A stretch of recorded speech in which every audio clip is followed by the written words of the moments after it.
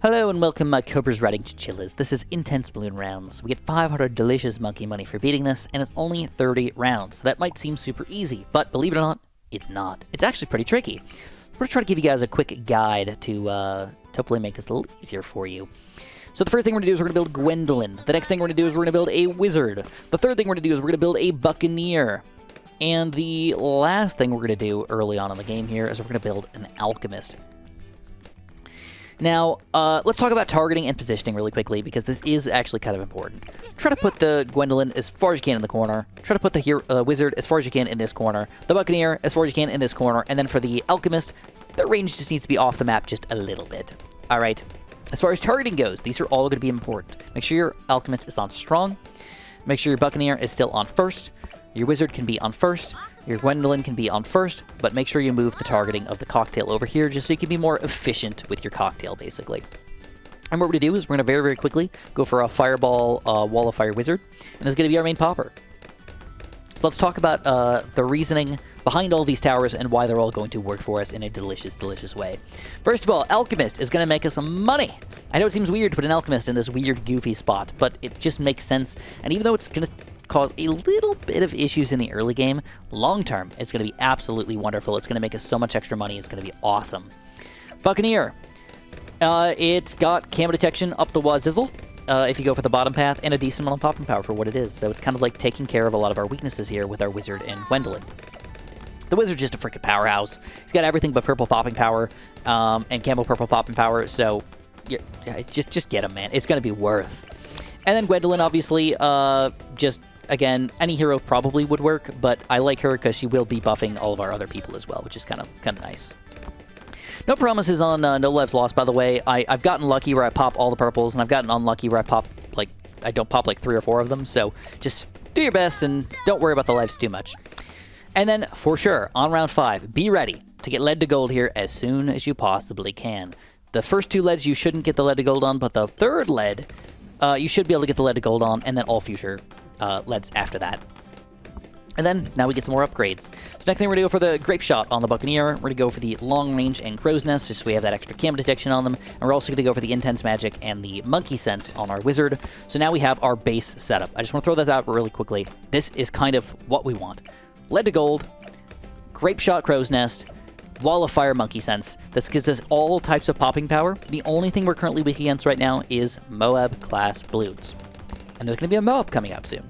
I want to throw that out there. So we're going to have to get the Moab popping power. We're going to show you how to do it. So there we go. We get a bunch of extra lead monies. Delicious.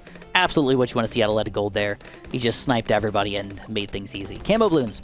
Easily. Got all the camo popping power we need here. But again, this Moab is going to come out soon. So get ready. You're going to have to buy Dragon's Breath. Watch a little bit carefully. Sometimes the Buccaneer will just get, like, unlucky with what's going on, so if you want to, you can move them to last or whatnot. But get your Dragon's Breath Wizard as soon as you possibly can. And then, as this guy's wrapping around here, we're going to throw down the cocktail on this Moab. Move our thing back to first, and we lose a few lives. Just shield lives.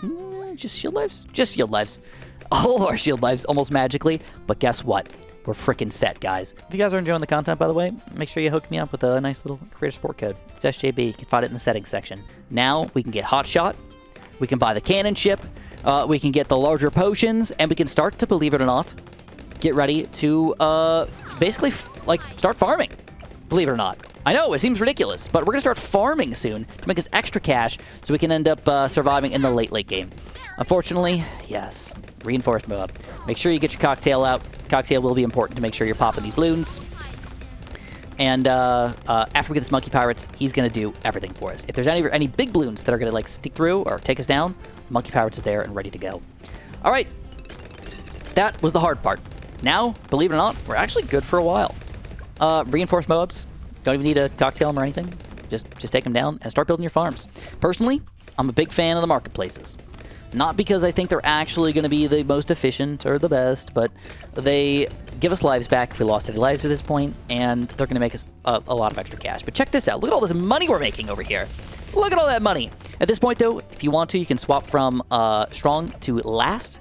So instead of hitting Moabs, we'll just hit the lead balloons, hopefully, and just make as much money as we possibly can out of it. And then, believe it or not, we're also going to go for the rubber to gold here as soon as we possibly can as well, so we can make that extra cash out of every single balloon that's coming out against us, which is going to be a lot of them, by the way. A lot of them. And I'm going to be a little greedy at this point. I don't want to go too crazy with it, but as long as you're popping most of the balloons by the time they get over here, you're probably good. All right, we got rubber to gold, and what I want to do is I want to be a little bit safe here, just so I don't end up screwing things up too much. I'm going to go for a random spike factory. So if some balloons randomly do sneak through, we've got a good 50 chunker life shield saver right there to save the day. All right, we got a BFB coming out against us. So can we take down a BFB? Well, of course we can, as long as we use Gwendolyn's ability, man. Again, as long as we use Gwendolyn's ability, we can take that down pretty easily. I'm going to go for another one of these marketplaces with middle path combo. We got another BFB coming out, which again, we're just going to use Gwendolyn's cocktail. Save the day, bro. Save the day.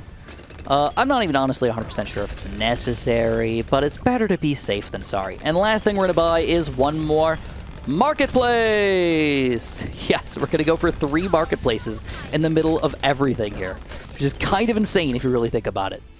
All right, we got more reinforced mobs coming out. Monkey Pirates, though, doing a great job. But guess what? We got a freaking reinforced BFB, which we could not pop if we didn't have the Monkey Pirates ready to go.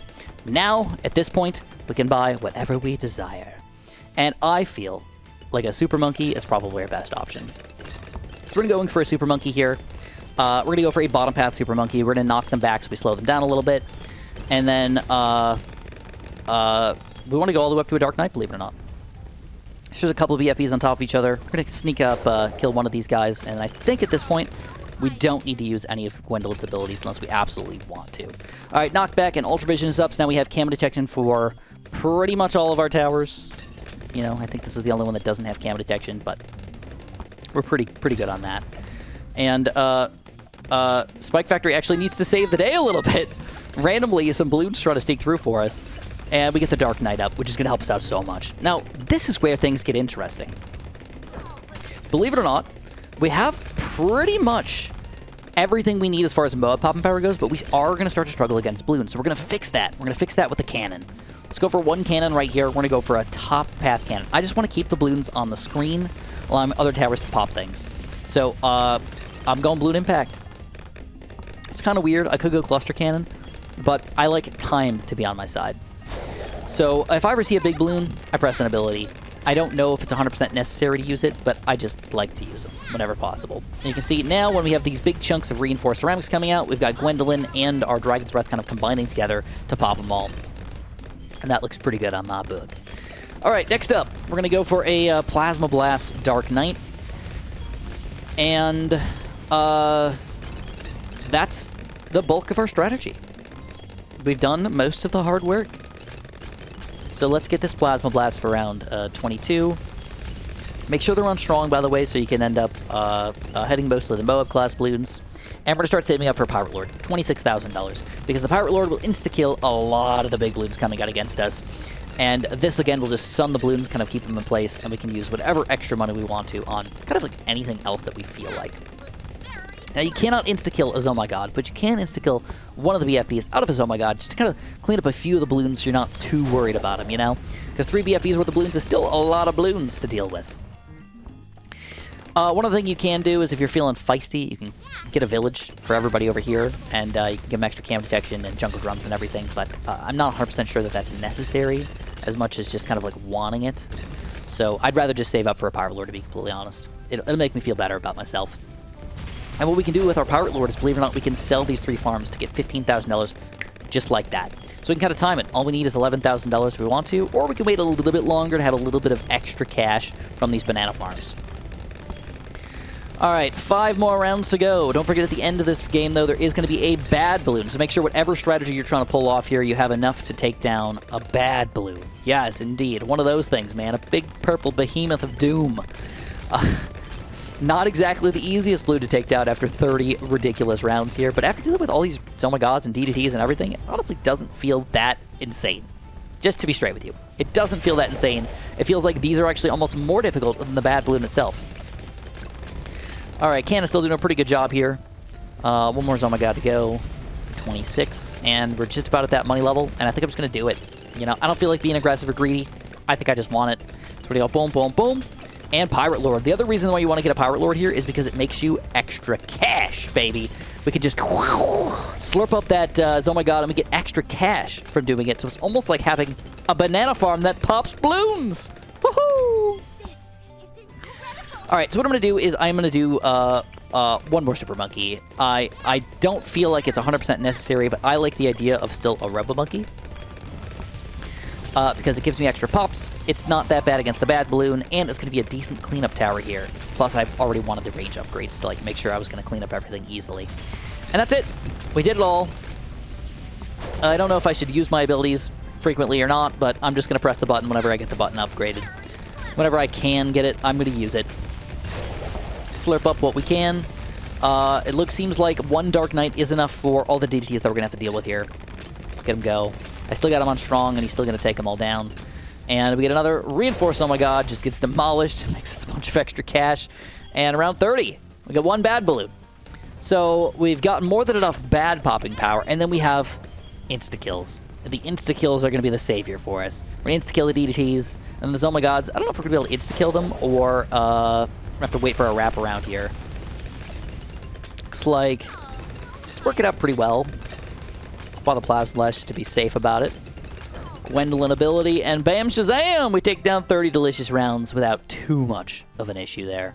And we end up with more lives than we started with. Huh, how wonderful. If you guys enjoyed this wonderful video, make sure you press that like button for me. Make sure you subscribe, and make sure you open up this chest worth of 500 delicious monkey money.